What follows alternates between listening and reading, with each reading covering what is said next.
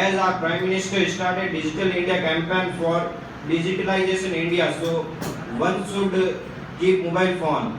And now many schools started digitalization study, so every student should keep mobile phone and tablets.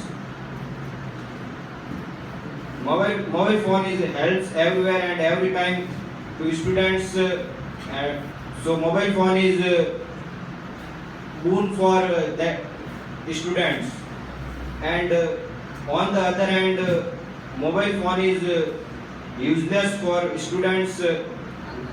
If students don't proper use mobile phone, so it's not good for students. Such as many students use social networking sites, play games, watch videos, listening songs, all and till late night. For that type students, mobile is crash.